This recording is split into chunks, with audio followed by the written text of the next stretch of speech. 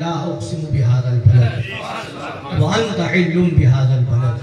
اس شہر کی قسم، مجھے اس شہر کی قسم کہ اے محبوب آپ اس میں جلوہ کریں۔ تو مدینہ طیبہ کی جب حاضری ہو تو ہمیں اور آپ کو چاہیے یہ کہ کتابوں سے پڑھ کر کے یا علماء حق سے سن کر کے تاریخ معلوم کر کے جب اس جگہ پہ آپ جائیں گے انشاءاللہ تعالی تو وہاں کی چیزیں دیکھ کر کے، وہاں کے میدان احد کو دیکھ کر کے، میدان خندق کو دیکھ کر کے، اور بھی جو وہاں پر نشانات ہیں ان سب کو دیکھ کر کے آپ کو یقیناً سرکار مظہر اعلیٰ حضرت یاد آئیں گے کہ وہی گلشن صحابہ نے جسے خونوں سے سینچا تھا، وہی گلشن صحابہ نے جسے خونوں سے سینچا تھا، اجاڑا جا رہا ہے اب تو اے ابرِ صفا اٹھیے۔ یعنی دونوں پہلو یاد آئیں گے، ایک تو وہ بھی کہ صحابہ نے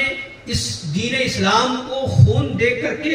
کے کس طرح سے سینچا ہے، اور دوسری چیز آج اس اسلام پر، اس دین پر کس طریقے سے حملہ ہو رہا ہے اور کس طریقے سے بے دردی کے ساتھ معاذ اللہ رب العالمین اور بہت ہی جرأت اور بے باکی کے ساتھ اس چیز کا پاس و لحاظ نہیں رکھا جا رہا ہے۔ آج ہمارے پاس اسلام آیا اس طریقے سے کہ ہمارے باپ دادا مسلمان رہے، ہم بھی مسلمان ہیں، ہمارا خاندان مسلمان تھا، ہم بھی مسلمان ہیں، ہم مسلمان گھر میں پیدا ہو گئے، ہم مسلمان ہیں، مگر اسلام کی اہمیت اور اسلام کی عظمت اور اسلام کا وقار، اسلام کی شان، اسلام کی شوکت اور اسلام کس طریقے سے آگے بڑھا ہے، اگر اس کی قدر و اہمیت کو سمجھنا ہے تو تاریخ صحابہ کو پڑھنا پڑے گا، تاریخ اسلام کو پڑھنا پڑے گا، اور جا کر کے ان میدانوں کو دیکھنا پڑے گا کہ آج کی تاریخ میں وہ تپتی ہوئی جگہ ہے، وہ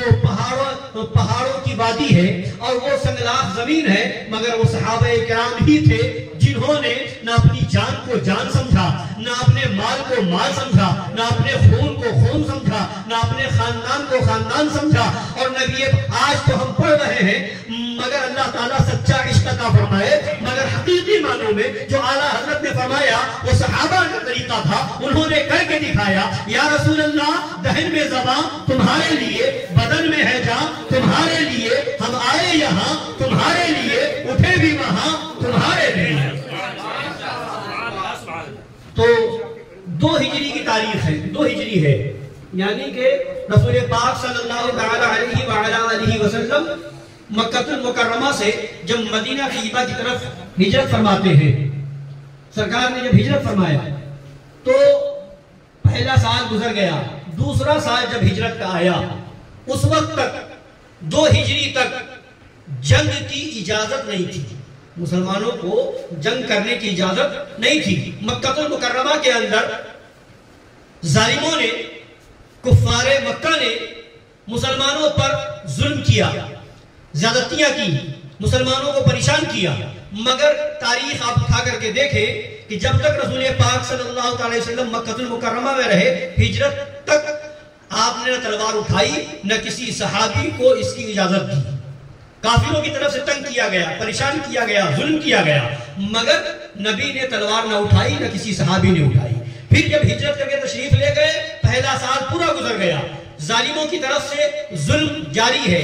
اور زیادتیاں ہو رہی ہیں، نقصان پہنچایا جا رہا ہے، مگر اب بھی اجازت نہیں دی گئی تھی۔ لوگ کہتے ہیں اسلام تلوار کے زور سے پھیلا ہے، تلوار چلی ہے تو اسلام پھیلا ہے۔ اسلام کی تاریخ میں تلوار کا اٹھانا یقیناً موجود ہے، مگر اسلام کی تاریخ یہ بھی ہے کہ تو پہلے تلوار مسلمانوں کی طرف سے نہیں اٹھائی گئی ہے، پہلے دشمنان اسلام نے جب تلواریں اٹھائیں ان پر ظلم کیا تو 2 ہجری میں اللہ تبارک و تعالی نے آیت کریمہ نازل فرمائی، اُذِنَ لِلَّذِينَ يُقَاتَلُونَ بِأَنَّهُمْ ظُلِمُوا وَإِنَّ اللَّهَ عَلَى نَصْرِهِمْ لَقَدِيرٌ۔ یعنی قرآن مجید میں اللہ فرماتا ہے مفہوم آیت کریمہ کہ اب تمہیں اجازت دی جاتی ہے، اب مسلمانوں کو جن پر ظلم ہو رہا ہے، جنہیں قتل کیا جا رہا ہے، اب انہیں اجازت دی جاتی ہے، اب انہیں اجازت دی جاتی ہے۔ کیوں؟ اس لیے کہ تم پر ظلم ہو رہا ہے، بِأَنَّهُمْ ظُلِمُوا، اس لیے کہ تم پر ظلم ہو رہا ہے، اب مسلمانوں کو اجازت دی جاتی ہے، اب مسلمان جہاد کر سکتے ہیں، اب مسلمان تلوار اٹھا سکتے ہیں، اب مسلمان میدان جنگ میں آئے،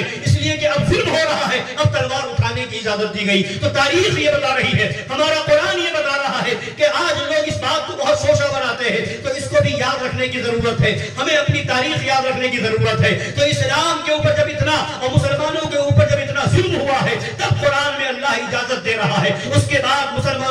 تلوار اٹھائی ہے اور دشمنان اسلام کا مقابلہ کیا ہے۔ حضرات گرامی، مگر تاریخ اب آگے پڑھیں گے تو آپ کو آگے چل کر کے صحابہ کی تاریخ میں وہ ملے گا۔ آج تو صلح کلی قسم کے لوگ یہ کہتے نظر آتے ہیں، کسی کو برا کیوں کہتے ہو، کسی کو غلط کیوں؟ کرام تکلیفیں برداشت کر کے دعائیں دے رہے تھے، مگر انہیں یہ تاریخ یاد نہیں آتی کہ وہی صحابہ کرام ہے، وہی صحابہ کرام ہے، ان میں طرح طرح کے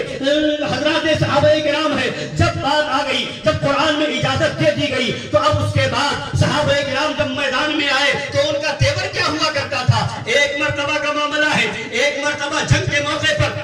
جو حضرات پہلے جو ہجرت کر کے مکہ شریف آئے تھے انہیں مہاجر کہا جاتا تھا، مہاجرین، اور جن حضرات نے ان کی وہاں مدد کی تھی اور انہیں رہنے کے لیے مکان دیا تھا ان حضرات کو انصار کہا جاتا ہے۔ تو ایک مرتبہ ایسا ہوا کہ کسی جنگ کے موقع پر کہ کچھ انصاری صحابہ تھے، کچھ مہاجر صحابہ تھے، پانی بھرنے میں کچھ آپس میں باتیں ہو گئی تو اسی درمیان ایک عبداللہ بن ابی منافق تھا، منافقوں کا سردار تھا، اس نے انصار صحابہ کو بھڑکانا شروع کیا۔ اس طرح کے لوگ اس زمانے میں نہیں رہے، آج بھی ایسے لوگ پائے جاتے ہیں، مسلمان بن کر کے، مسلمان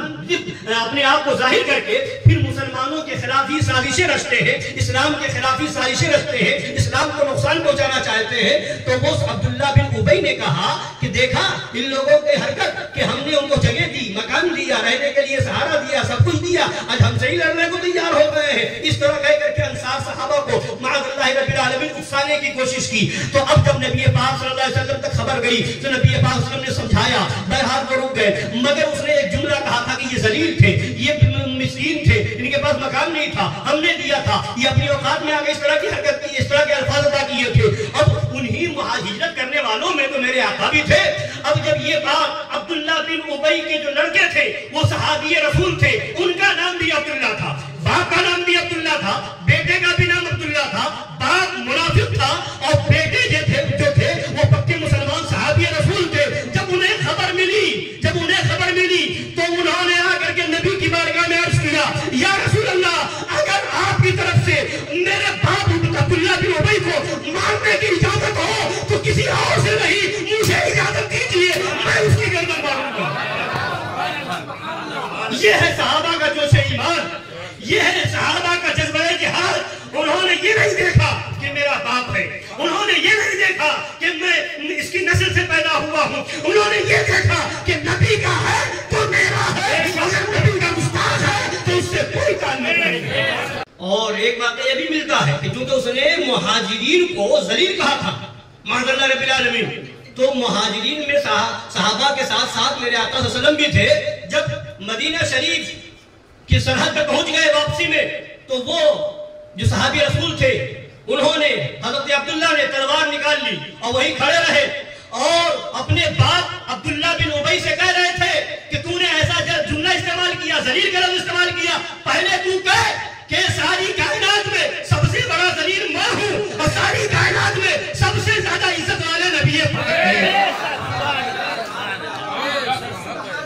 تلوار لیے ہوئے باپ سے کہلوا رہے ہیں، باپ کہہ رہا ہے ہاں سب سے زیادہ ذلیل میں ہوں، سب سے زیادہ عزت والے نبی ہیں۔ نبی پاک تشریف لے آئے، یا رسول اللہ اگر اجازت دے تو اسے شہر مدینہ میں گھسنے نہ دو۔ نبی نے منع کر دیا، گھسنے کی اجازت دے دی۔ تو بتانا یہ ہے کہ وہ صحابہ کرام کی ذات تھی جو یقیناً ان کا معاملہ یہ تھا کہ دہن میں زباں تمہارے لیے، بدن میں ہے جان تمہارے لیے، ہمارے یہاں تمہارے لیے، اٹھے بھی وہاں